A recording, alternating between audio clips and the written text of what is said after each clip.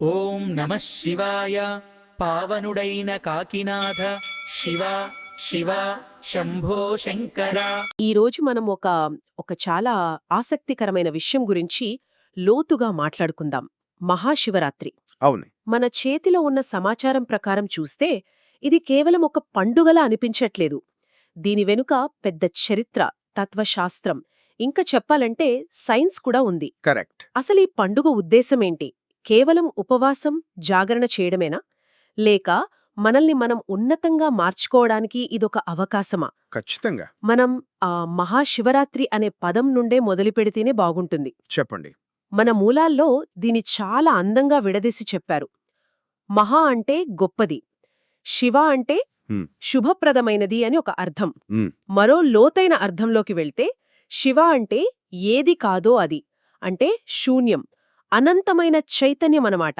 ఓ ఇక రాత్రి అంటే కేవలం చీకటి కాదు, అజ్ఞానం నుండి జ్ఞానం వైపు మారే ఒక సమయం. అంటే పేరులోనే మొత్తం సారాంశం ఉందన్నమాట. అజ్ఞానమనే చీకటిని తొలగించుకోవడానికి ఒక గొప్ప రాత్రి. సరిగ్గా అదే. అనంతమైన చైతన్యంలో లీనమవ్వడానికి ఒక గొప్ప అవకాశమిచ్చే రాత్రి. ఈ పండుగని ఎప్పుడు జరుపుకుంటారో కూడా మన దగ్గరున్న సమాచారంలో స్పష్టంగా ఉంది. ఫాల్గుణ మాసంలోని కృష్ణపక్ష చతుర్దశి నాడు. అవును. నాకిందులో ఆసక్తికరంగా అనిపించిన విషయమేంటంటే ఆ రోజు చంద్రుడు దాదాపుగా కనిపించడు. దీనివల్ల మనసు సహజంగానే ప్రశాంతంగా మారుతుందని, అవును. అంతర్ముఖంగా మారుతుంది. అందుకే ధ్యానం చేయడానికి ఇది అత్యంత అనుకూలమైన సమయం అని మన సమాచారం సూచిస్తోంది. నిజమే. అంటే ప్రకృతి మనకు సహకరిస్తున్న సమయం అది. యోగశాస్త్రం ప్రకారం చంద్రుడికి మనసుకి ఒక అవినాభావ సంబంధం ఉంది. హ్మ్, చంద్రుడు తగ్గినప్పుడు మనసులోని అలజడి కూడా తగ్గుతుంది. అందుకే ఆ రోజు చేసే సాధనలు చాలా చాలా ప్రభావవంతంగా ఉంటాయి. సరే, ఇక అసలు కథలోకి వెళ్దామా? మహాశివరాత్రి రోజున అసలు ఏం జరిగిందని పురాణాలు చెబుతున్నాయి? మన సమాచారం ప్రకారం చాలా సంఘటనలున్నాయి. ఉన్నాయి. అందులో మొదటిది లింగోద్భవం. బ్రహ్మ, విష్ణువుల మధ్య ఎవరు గొప్ప అనే వాదన వచ్చినప్పుడు అవును. అహంకారం తలెత్తినప్పుడు శివుడు రంగప్రవేశం చేశాడని ఉంది. అది చాలా ముఖ్యమైన ఘట్టం. ఎలా? వాళ్ళ అహాన్ని తొలగించడానికి శివుడు ఒక వ్యక్తిగా రాలేదు, ఆది అంతం కనిపించని ఒక జ్యోతిర్లింగంగా, అంటే ఒక అగ్ని స్తంభంగా ఆవిర్భవించాడు. ఓ బ్రహ్మ హంసరూపంలో పైకి, విష్ణువు వరాహ రూపంలో కిందికి వెళ్లి దాని అంతు కనుక్కోడానికి ప్రయత్నించి విఫలమయ్యారు. కరెక్టేనే. అవును, సరిగ్గా అదే. అంటే వాళ్ళిద్దరి శక్తికి అందని అనంతమైన తత్వం శివుడు అని చెప్పడం. అంటే ఇది కేవలం ఒక కథ కాదు. కాదు. మన అహం, మన తెలివితేటలు ఎంత ఎత్తుకెదిగినా, ఎంత లోతుకు వెళ్ళినా ఆ సృష్టికి మూలమైన శక్తిని పూర్తిగా అర్థం చేసుకోలేమని చెప్పే ఒక తాత్విక సందేశం. తమ అహాన్ని వీడి వాళ్ళిద్దరూ శివుణ్ణి ప్రార్థించిన ఆ రాత్రే మహాశివరాత్రి. కరెక్ట్. ఇక రెండో ముఖ్య సంఘటన శివపార్వతుల వివాహం. ఇది కూడా ఇదే రోజున జరిగిందని అంటారు. అవును. ఇది కేవలం ఒక పెళ్లివేడుకగా చూడ్లేం కదా, దీని వెనుక ఉన్న అర్థమేమిటి? అస్సలు కాదు. నిజానికి ఇది విశ్వంలోని రెండు ప్రాథమిక శక్తుల కలయిక. శివుడు చైతన్యమైతే పార్వతీ శక్తి. శక్తి, ప్రకృతి. అవును.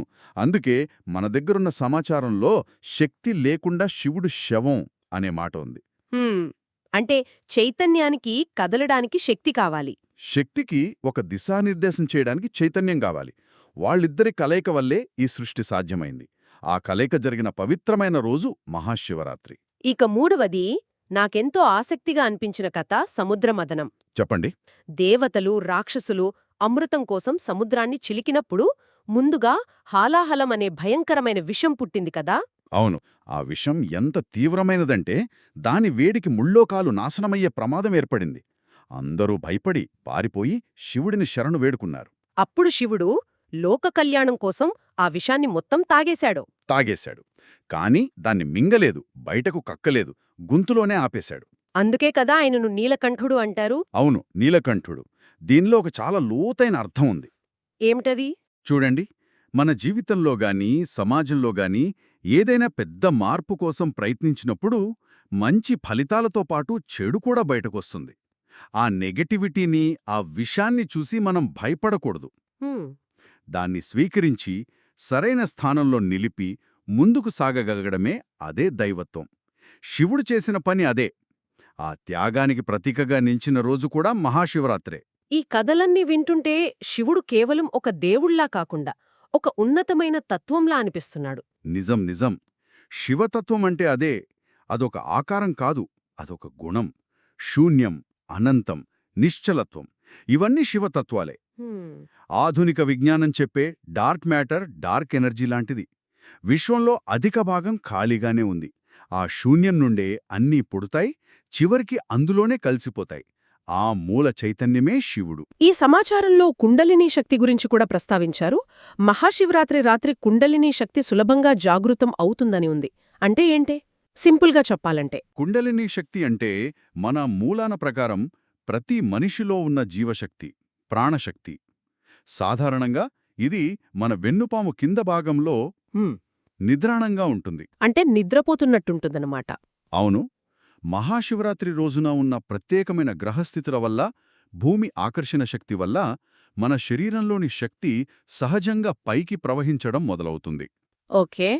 ఈ సహజమైన ఊర్ధ్వ ప్రవాహం ఆ నిద్రాణంగా ఉన్న కుండలిని శక్తిని జాగృతం చేయడానికి, అంటే పైకి ఉన్నత చైతన్య స్థాయికి తీసుకువెళ్లడానికి సహాయపడుతుంది. ఓ, అందుకే ఆ రోజు చేసే సాధనలంతా పవర్ఫుల్ అని అంటారన్నమాట. ఖచ్చితంగా. ఈ ఆధ్యాత్మిక అనుభవం కోసమే జాగరణ, ఉపవాసం లాంటి ఆచారాలేర్పటాయా? ఖచ్చితంగా. జాగారమంటే రాత్రంతా సినిమాలు చూస్తూనో, కబురులు చెప్పుకుంటూనో మేల్కొని ఉండటం కాదు. మరి జాగృతితో ఉండటం అంటే ఎరుకతో, చైతన్యంతో ఉండటం. మనస్సుని వేరే విషయాలపైకి పోనీకుండా నిరంతరం దైవచింతనలో ఉంచడమే అసలైన జాగరణ. ఓ, అంటే ఇదొక రకమైన మైండ్ఫుల్నెస్ ప్రాక్టీస్ లాంటిదా మన ఆధునిక పరిభాషలో చెప్పాలంటే? అద్భుతంగా చెప్పారు. సరిగ్గా అదే. మ్మ్. అంటే రోజంతా మనల్ని డిస్ట్రాక్ట్ చేసే ఆలోచనల నుండి మనల్ని మనం కాపాడుకుని ఒకే విషయంపై దృష్టి పెట్టడం. పర్ఫెక్ట్. ఇక ఉపవాసం విషయానికొస్తే అది శరీరాన్ని శిక్షించడం కాదు, శుద్ధి చేయడం. ఆహారం తీసుకోకపోతే జీర్ణ వ్యవస్థకు విశ్రాంతి దొరుకుతుంది. మ్మ్.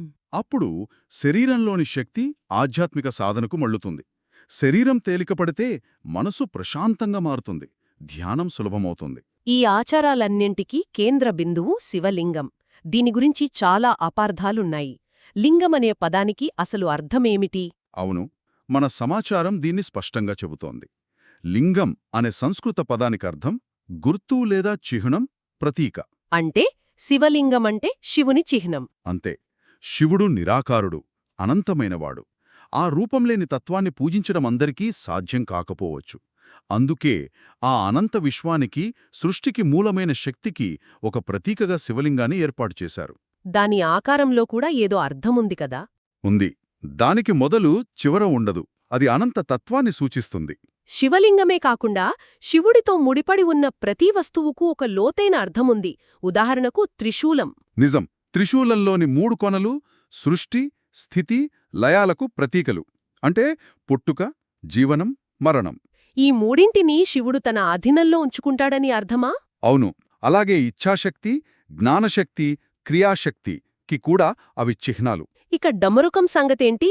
దాని నుండి వచ్చే శబ్దం సృష్టికి నాంది అని అంటారు. అవును. విశ్వం యొక్క ఆదిధ్వని ప్రణవనాదం లేదా ఓంకారం అంటారు. డమరుకం నుండి వచ్చే శబ్దం ఆ ఆదినాదానికి ప్రతీక.